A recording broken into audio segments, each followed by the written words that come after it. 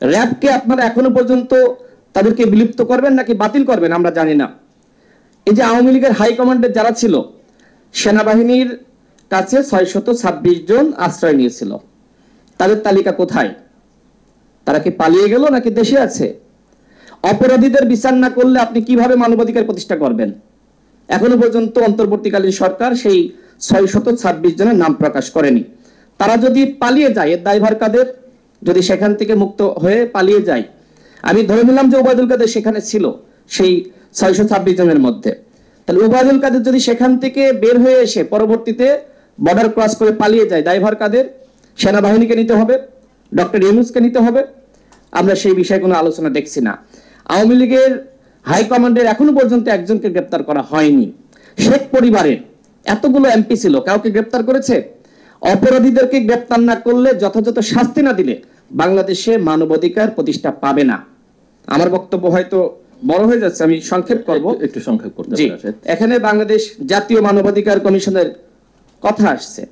এই কমিশন গত 15 বছরে কোনো কাজ করে নাই। সুতরাং এই কমিশন, এই নামে বাংলাদেশে কোনো মানবাধিকার সরকারি সংগঠন থাকতে পারে না। অনতিবিলম্বে এই কমিশন বিলুপ্ত করতে হবে এবং মায়ের ডাকের মতন যারা আছে এতদিন মানবাধিকার নিয়ে কাজ করেছে, তাদের সহযোগিতায়, তাদের পরামর্শে নতুন করে মানবাধিকার কমিশন বাংলাদেশে গঠন করতে হবে। এবং এখানে আরেকটি বিষয় আসছে, সেটি হলো যে আপনার 6টি বিষয় এখানে বলে দেওয়া হয়েছে। আসলে বলতে গেলে অনেক সময় লাগবে, আমি এই বিষয়গুলো নিয়ে এত বিস্তারিত এখানে বলার সুযোগ নাই। দেখেন, অধিকার একটি রিপোর্ট প্রকাশ করেছিল যে আপনার 2699 জন 19 থেকে 23 পর্যন্ত এখনো পর্যন্ত বিচার বহির্ভূত হত্যাকাণ্ডের শিকার হয়েছে। আর আমরা এই আন্দোলনে আমরা এখনো পর্যন্ত যে তথ্য পাচ্ছি, প্রায় 1500 গণহত্যার শিকার হয়েছে। আমাদের ইউনূস স্যার গতকাল তিনি জাতিসংঘে ভাষণ দিয়েছে। এরপরে যেটা প্রথম আলোর নিউজে আসছে যে আইসিসিতে অভিযোগ দায়ের করতে পারে বাংলাদেশ, পরামর্শ দিয়েছে। তার মানে বাংলাদেশে বিচার হবে কি হবে না সেটি নিয়ে অনিশ্চয়তা আছে। আমরা মনে করি যে এই বিচারের ক্ষেত্রে এবং আওয়ামী লীগ যে গণহত্যা চালিয়েছে, অবশ্যই আইসিসিতে আমাদের মামলা করা দরকার শেখ হাসিনার বিরুদ্ধে। শেখ হাসিনা ভারতে রয়েছে, কিন্তু ষড়যন্ত্র কিন্তু রয়েই গেছে। শেখ হাসিনা ভারতে, কিন্তু আমি তো দেখছি যে ফেসিবাদ রয়ে গেছে সচিবালয়ে, পুলিশে, র্যাবে, সর্বত্র ফেসিবাদ রয়ে গেছে। এই ফেসিবাদ রেখে এবং শুধুমাত্র রদ বদল করে আপনি ঢাকার এসপিকে দিচ্ছেন নারায়ণগঞ্জে, এরা তো সবাই অপরাধী। যারা অপরাধের সাথে জড়িত এদের প্রত্যেককে চাকরিচ্যুত করতে হবে। এখনো পর্যন্ত যে কমিশন গঠন করেছে কাজ শুরু করেনি। 3 মাস সময় চাই, 3 মাস পরে আমাদের সাথে বসবে। তো 3 মাস তারা কি কাজ করবে আমি আপনি কেউ জানবো না। রাষ্ট্র সংস্কার করতে এত ধীর গতিতে এগোলে রাষ্ট্র সংস্কার হবে না। ইতিমধ্যে আওয়ামী লীগের পুনর্বাসন শুরু হয়ে গেছে। আপনি দেখেন যে সমকাল পত্রিকায় সংবাদ প্রকাশিত হয়েছে, 64 জেলার মধ্যে 56 জন ডিসি আওয়ামী লীগের তালিকার। কারা নিয়োগ দিল? 2 জন সমন্বয়কের নাম এসেছে, হাসনাত এবং সার্জিক। এখনো পর্যন্ত আমরা ব্যাখ্যা পেয়েছি?